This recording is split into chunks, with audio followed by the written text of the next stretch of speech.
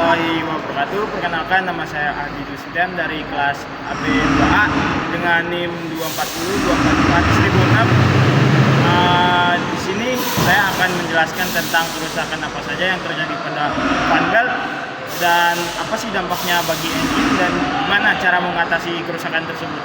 Cuman di sini bisa kita lihat ada fan belt.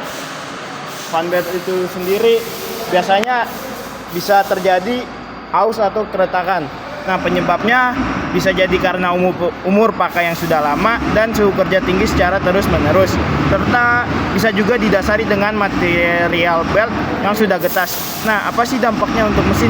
Dampaknya untuk mesin, belt tidak bisa mentransmisikan tenaga secara efisien. Komponen seperti alternator, water pump, AC kompresor jadi tidak berfungsi dengan baik. Akibatnya pengisian aki tidak optimal, AC tidak dingin, dan mesin bisa overheating. Nah, solusinya ya kita harus melihat secara visual dengan melakukan pemeriksaan seperti melihat permukaan belt, apakah ada retakan atau permukaan mengkilap, glazing atau pinggirnya rusak. Nah, jika ada tanda-tanda keausan seperti tersebut, kita harus ganti dengan V-belt yang baru dan pastikan menggunakan belt tension tester untuk memastikan tegangan belt sesuai dengan spesifikasi pabrikan. Nah, yang kedua di sini ada V-belt yang kendor. Nah, penyebabnya itu setelan awal yang tidak tepat, komponen tensioner aus, dan pemuaian belt akibat suhu kerja. Dampaknya terhadap mesin tuh V-belt tergelincir dari puli saat mesin hidup. Munculnya bunyi mencicit atau berdecit. Nah, saat mesin dingin atau akselerasi awal. Nah, penggerak komponen vital seperti alternator, pompa air, dan kipas jadi tidak stabil. Dan untuk solusinya itu kita bisa cek tegangan V-belt. Biasanya jika ditekan dengan jari 10-15 mm di tengah bentangan adalah toleransi normal. Nah, jika kendor, lakukan penyetelan posisi komponen seperti alternator agar V-belt kembali tegang. Nah, yang ketiga ini ada V-belt terlalu kencang. Biasanya kalau V-belt terlalu kencang ini penyetelannya terlalu tegang atau terlalu tinggi. Nah, salah satu ukuran belt lebih pendek dari standar. Nah, untuk dampaknya terhadap mesin tuh beban berlebih pada bearing puli, alternator, dan water pump. Suara kasar pada area puli.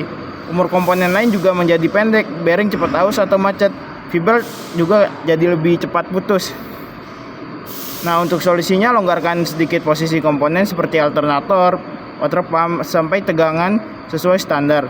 Pastikan belt sesuai ukuran rekomendasi. Periksa kode ukuran pada belt. Nah, yang keempat di sini ada fan belt terkena oli atau air. Nah, penyebabnya itu kebocoran oli atau power steering atau radiator. Dan juga bisa terjadi karena lingkungan kerja lembab dan kotor. Dampaknya belt menjadi licin sehingga terjadi slip saat berputar. Efeknya mirip dengan belt kendor. Bunyi mencicit, putaran tidak stabil, dan bisa terjadi overheat. Umur belt menjadi jauh lebih pendek. Solusinya itu bersihkan area sekitar V-belt dengan degreaser atau pembersih sabun. Jika V-belt menyerap oli atau air, ganti V-belt.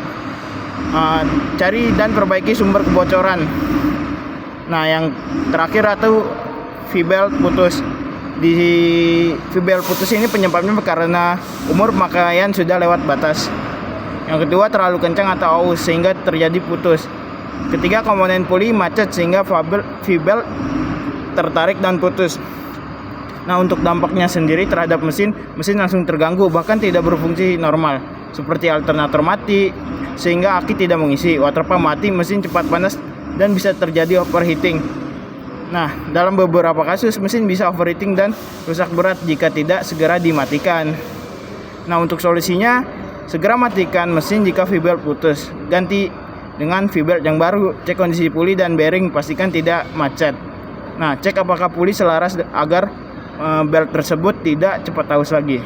Nah, itu dia kerusakan yang terjadi pada V-belt dan dampak kepada mesin dan cara mengatasinya. Wassalamualaikum warahmatullahi wabarakatuh.